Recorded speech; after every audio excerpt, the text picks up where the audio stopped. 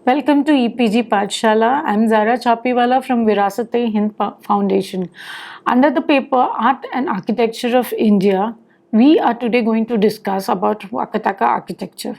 This module aims to study the origin and development of rock cut architecture in Deccan, the contribution of Vakatakas to the same, history of Ajanta, and features of the Ajanta school of architecture and painting. In the 3rd century Deccan, Satavahana power was on a decline. And in the north, it was the Guptas who replaced the Kushana ruled and established a small kingdom in the region of modern Bihar.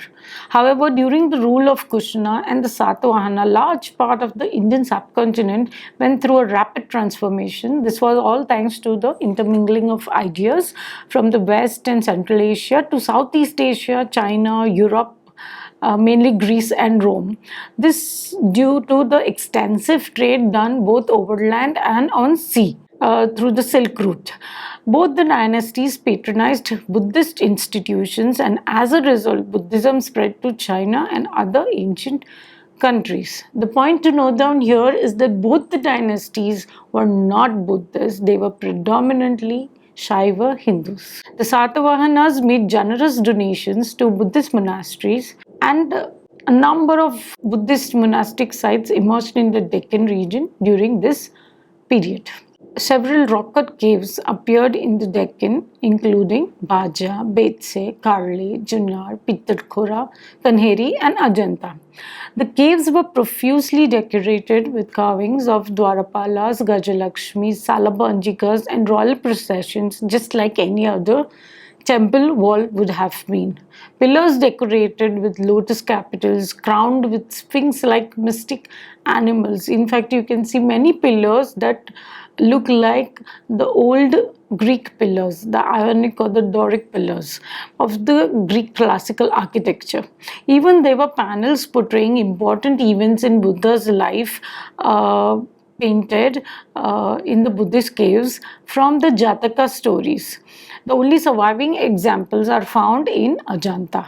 Vakatakas were successors of the Satavahanas in the Deccan from the mid-3rd century CE. They were contemporary of the Guptas in the North India. It is believed that they have migrated from the Amravati region, that is the present-day Andhra Pradesh, to the Deccan.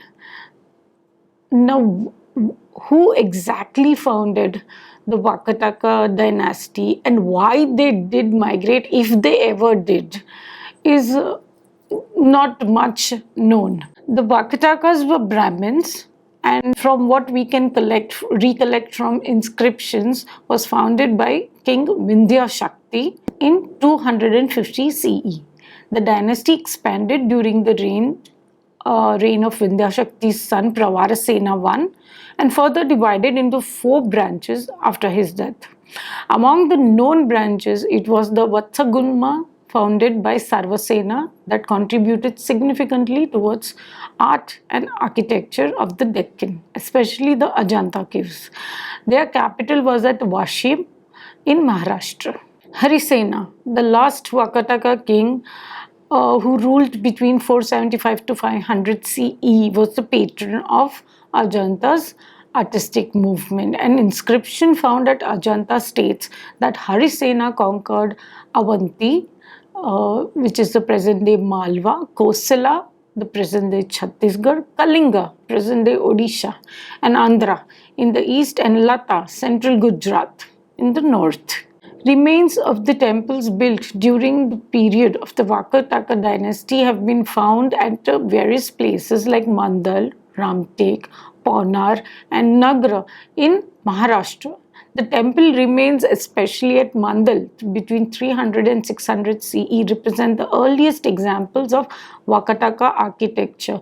These shrines mark the transitional period that marks the use of stone. Earlier, they were brick temples. The building of stone temples is found mostly in Mandal.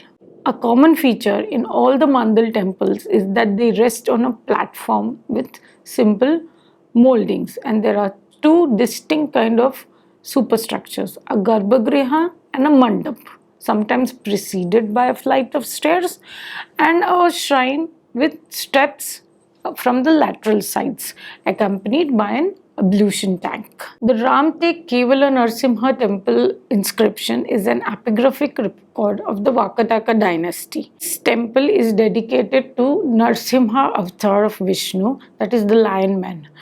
The inscription dates to 5th century CE and is presently built into the interior wall of the temple. This inscription talks about the timeline of the Vakataka dynasty. The Vakataka dynasty, as we told earlier, divided itself into 4 branches. We will talk about the branch that we know about and are responsible mainly for the art and architecture of the region. One of the pictures shown here is the Narasimha that is depicted at the Narasimha temple in Ramtek. One of the picture here is the Shiva from Mansar.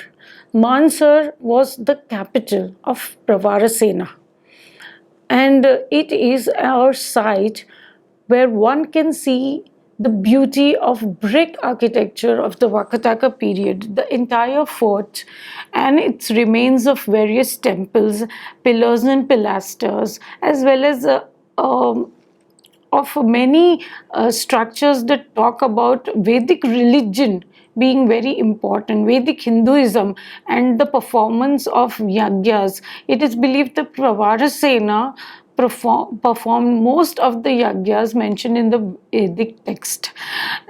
During this time, this is the deity that they worship too. Alternatively, it has confused iconographers through ages because it does not look like Shiva. It looks like a Gana, but then it does not again look like a Gana. It could be some other mythical beast. But from all the findings, until they cannot establish its alternative identity, it is taken as Shiva, who was worshipped primarily by the Vakatakas. This was found at Mansar, which is near Nagpur in Maharashtra, and today it is installed in the National Museum in Delhi. Installed in National Museum in Delhi are also a stack of bronzes that belong to this period. Queen Prabhavati Gupta she was a princess of Chandragupta Gupta dynasty, daughter of Chandragupta II, married to the Vakataka prince Rudrasena II. When she married him, he died young, leaving her as a regent queen who ruled over for a small period, not much, 13 years. But during this 13 years, the region saw a lot of influence of the Gupta dynasty in their art and architecture, the bronzes being one of them. This stack of bronzes that is now present at the National Museum was found by a Gujar farmer while he was ploughing his field in Fofnar, which is presently in Madhya Pradesh. And that is why they are called the Fofnar bronzes. Now, why the Fofnar bronzes are very important is they represent a change in the iconography that is seen in the Buddha bronzes. If you notice here, this Buddha who is standing on a circular platform is wearing his robes that fall on a single shoulder. They do not cover both the shoulders, which was earlier seen. So this transition is seen here in the Fofnar bronzes. The Sangati, the monastic robes are called the Sangati, and this way of drapery is called the Ubaya Nasika Sangati. That is the Sangati that covers a single shoulder. If you notice very beautifully, the folds are depicted in metal. We are talking about metal. The folds of the Sangati, as well as the mudras, as well as the expression. This was something that was seen very beautifully in the Gupta period art expressions and the grace that is same seen here in these bronzes, and which are now housed in the National Museum in Delhi. So that small period was artistically very productive, the period of Queen Prabhavati Gupta. During the lifetime of Buddha, King Bimbisara became one of his greatest devotees. Once in his royal court at Rajagriha, Bimbisara greeted the Buddha and his Sangha members and invited them for dinner. During that time, the king thought, where may I find a place for the Blessed One to live in?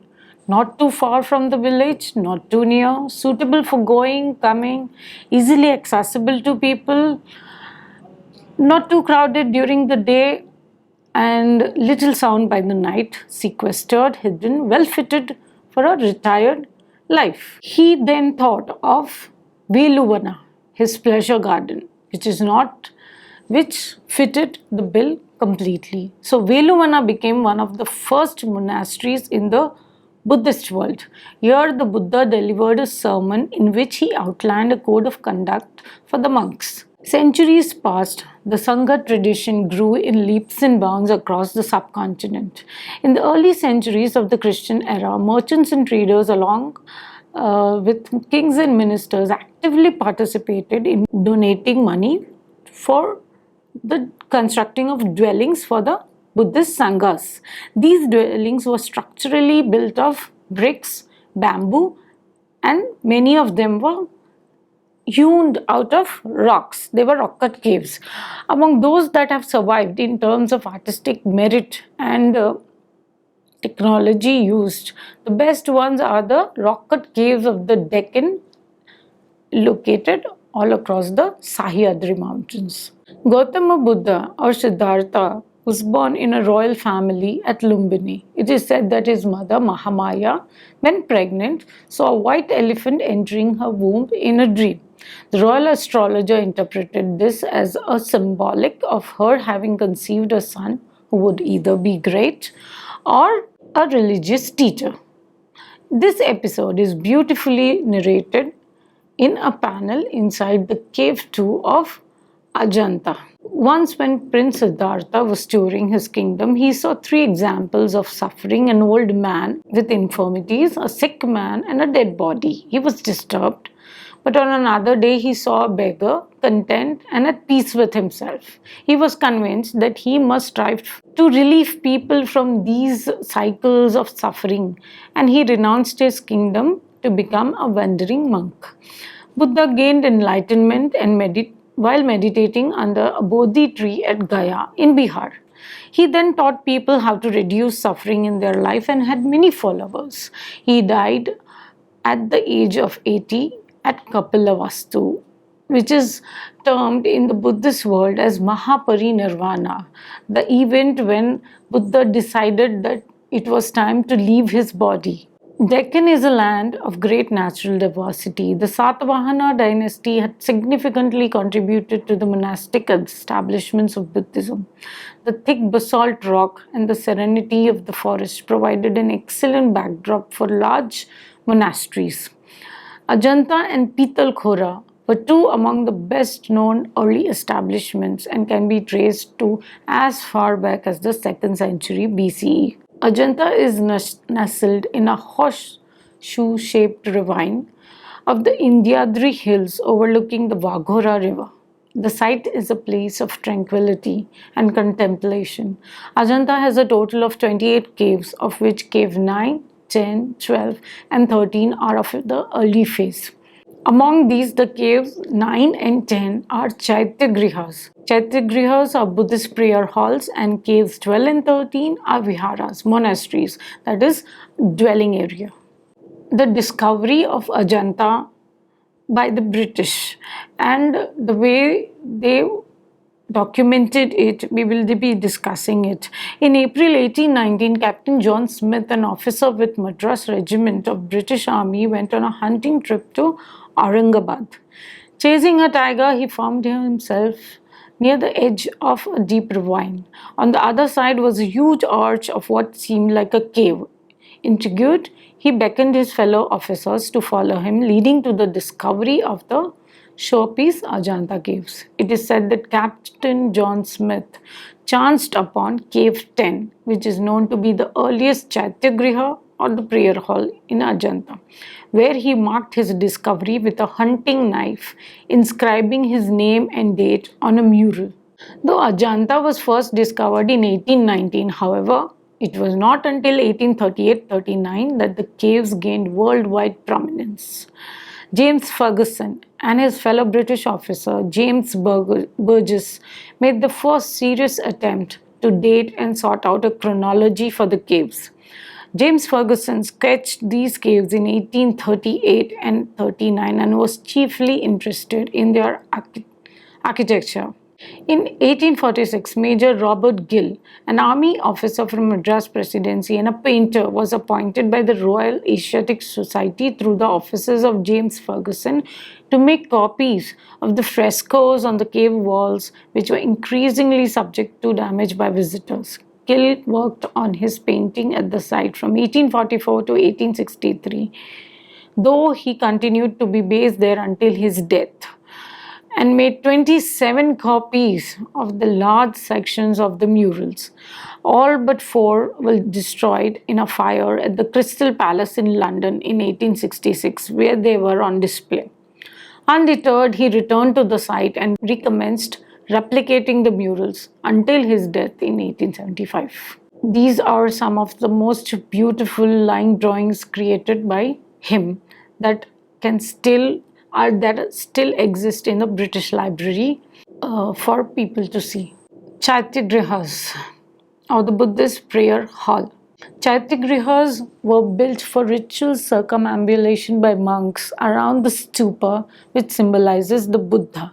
In the Hinayana sect, the Buddhism is divided into two predominant sects, the Mahayana and the Hinayana. The stupa consists of a cylindrical base with a dome on top and is crowned by a square box-like member called harmika.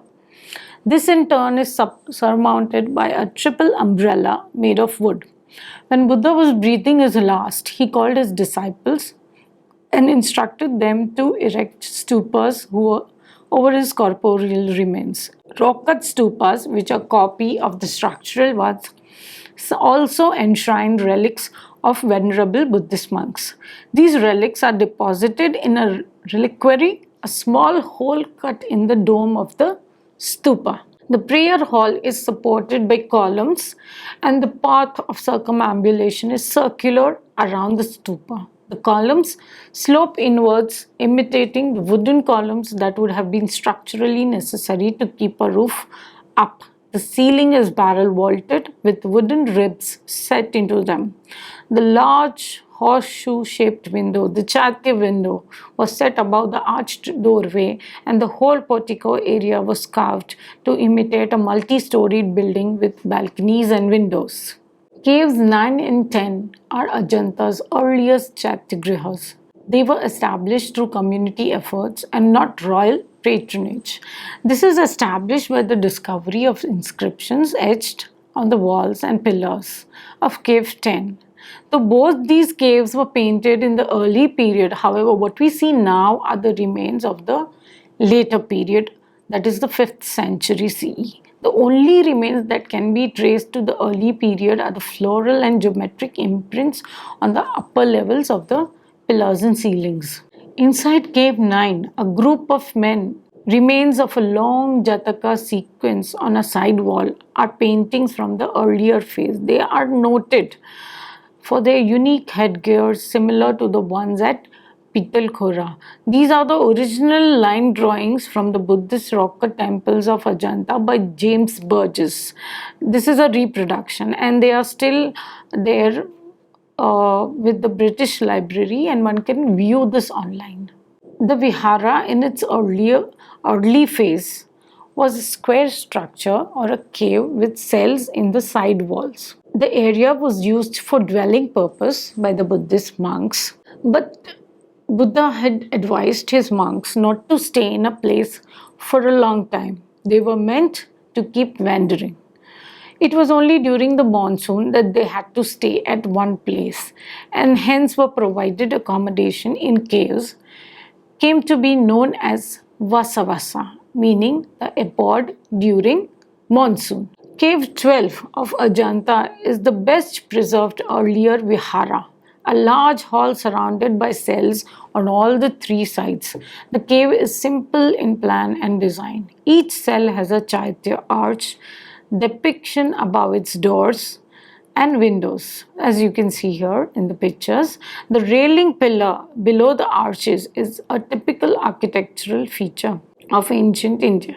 In the later phase, that is after the 1st century CE, Buddhism was on a decline in Ajanta and its surrounding region. It was only in 460 CE that the religion was revived under the patronage of the Vakatakas, especially Emperor Harisena. Harisena was a Shaivite, but his prime minister and all of his known feudatories were Buddhists. It was they who prevailed upon him to support the most ambitious project envisioned in the entire Buddhist world. The entire project was completed in a span of 18 years. According to Professor Walter Spink, an expert on Ajanta, Ajanta's essential development ended within a year of Harisena's death. The work in 478 CE was done in a rush. Cave 7 is the first Mahayana cave in Ajanta. It represents the transition from the Hinayana to the Mahayana phase of Buddhism. The unique feature of this cave is that it has a double portico. It was planned as a grand and lavish cave, but due to problems with the rock, it remained a long porch connected with a modest shrine. The excavators of Cave 7 had not carved a cave before. It is presumed that they depended almost exclusively on the plan of the earlier Hinayana caves at the site. A remarkable similarity in the Chaitya arch designs pillars is noticeable between Caves 7 and Cave 12. The excavation that started in 460 CE gradually advanced in the succeeding years. In 468 CE, most of the caves had been made livable. The significant moment of this year was the transition from plain stupas to images of Buddha being engraved on them. This decision was made perhaps by the powerful Buddhist Sangha members. The first caves to depict this transformation were the Chatyagrihas. In the front part of the plain stupa, an image of the Buddha was sculpted, seen in both Cave 19 and Cave 26, the Mahayana Chatyagrihas at Ajanta. Subsequently, the idea expanded to all the viharas, and the sculptural arrangements turned elaborate, bringing in aspects of Buddha's life, other Buddhist divinities, semi-divine creatures, religious symbols, animals and plants into its ambit.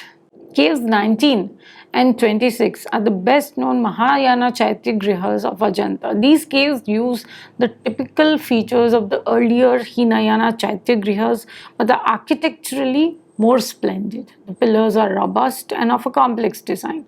The stupas are structurally elaborate, and the panels depicting Buddha's life events make both the Chaityas unique in the entire subcontinent. The most significant sculpture is that of Buddha's Mahaparinirvana in Cave 26. As explained earlier, Mahaparinirvana was the time when Buddha decided to leave his body. He rests peacefully, his disciples mourn, and the celestial beings welcome him to heaven.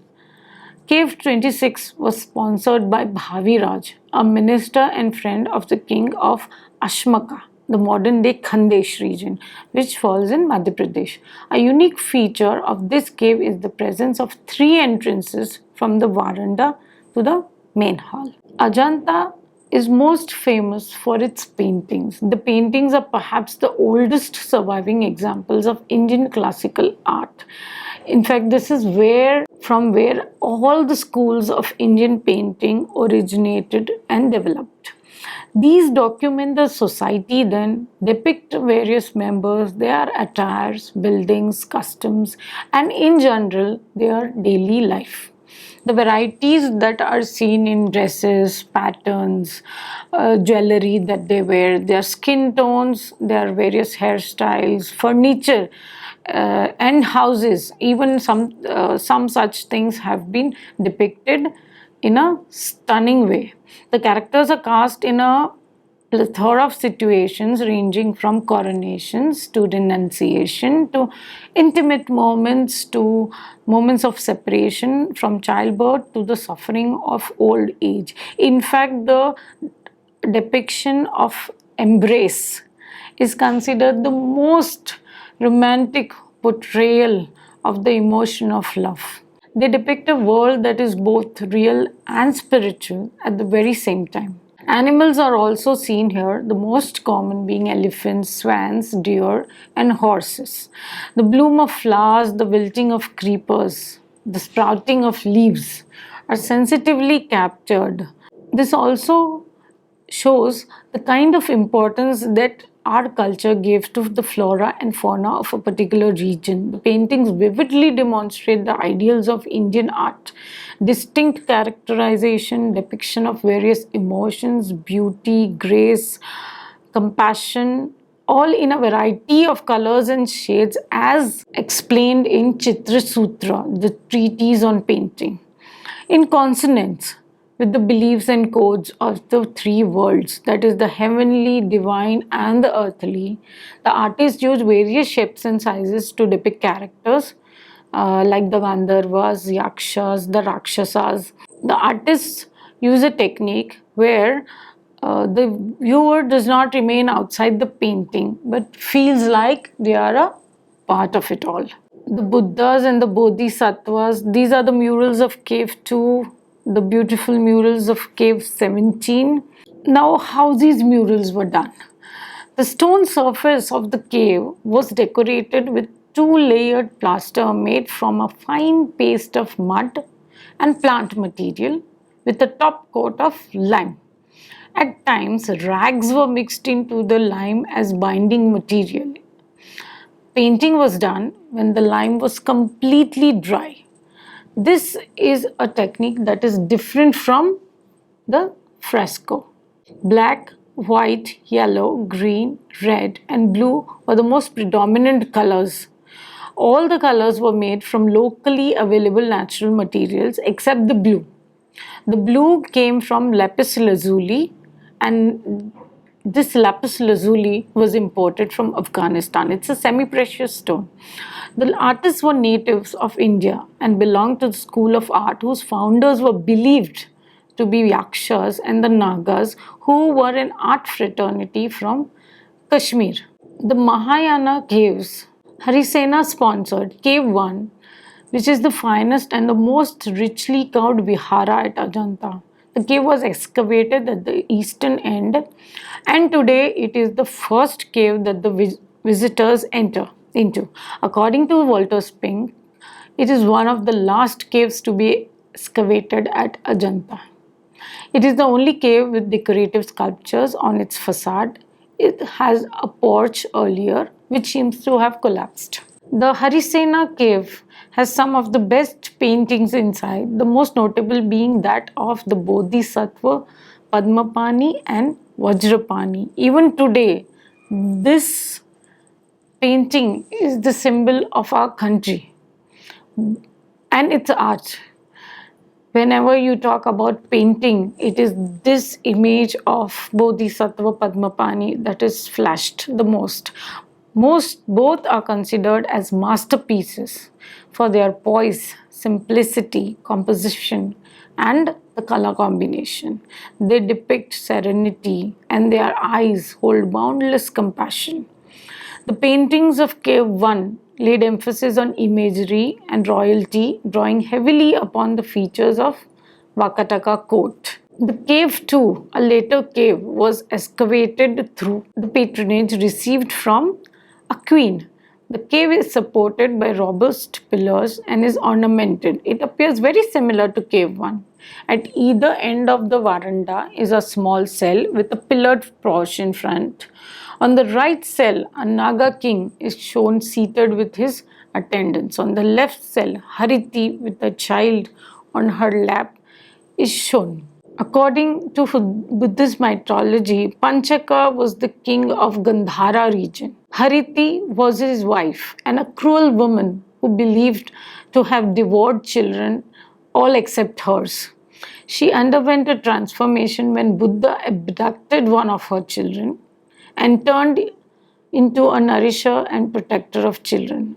When she realized what it is to lose a child, she turned into a protector, and that is why she is depicted holding a child. The cave is also noteworthy for the painted ceilings of its central hall. It has a circular design with floral and geometrical patterns, and the Kinnara couples or the divine couples. The floral design, birds, and fruits offer a very pleasing sight. On the side wall, there are paintings of countless Buddhas in various attires. Cave 6 is of 2 floors. The veranda of the lower story has entirely disappeared. On the upper story, the walls of the shrine are carved with a number of seated Buddhas. The cave has only one painting which records a gift by a monk. The cave 16 of the Mahayana Viharas is one of the largest and is known for its sculptures.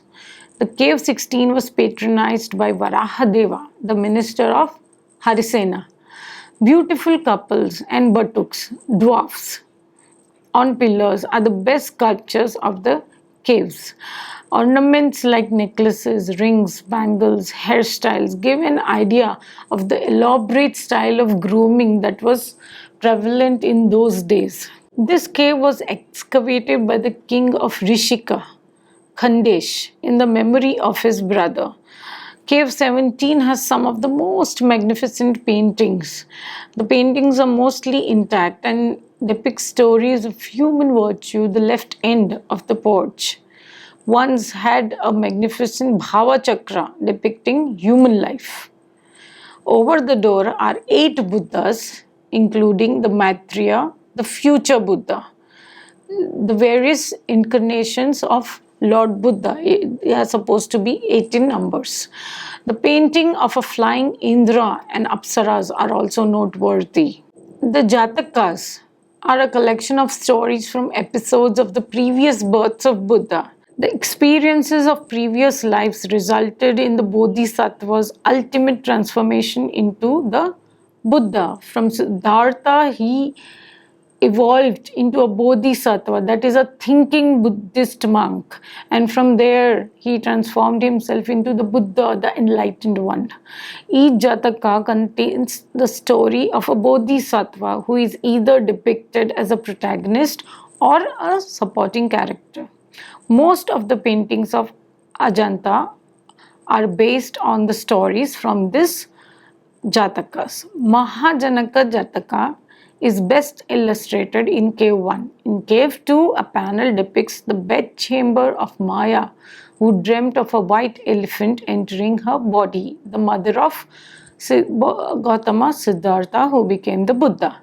Cave 17 also depicts the Chaddata Jataka, Vasantara Jataka, Mahagalpi Jataka, and the Sutta Samajataka. Post 5th century CE, Ajanta did not see any major artistic activity. The first renaissance of Indian art in the subcontinent was lost in time. However, the artists who created these wonders did not lose their tradition. The artisanal groups migrated to various places in India, bringing about new philosophies and depicting various scenes, not just from Buddhist philosophy or the tales, but also from Hinduism as well as Jaina in other regions. They and their descendants carried this tradition even to the neighboring countries. For example, the paintings at the Srigriya caves in Sri Lanka, created around the same period, show remarkable similarity to the paintings of the Ajanta caves. Thank you. I hope you enjoyed this lecture. For more further information, please refer to the e-text that is uploaded on the website.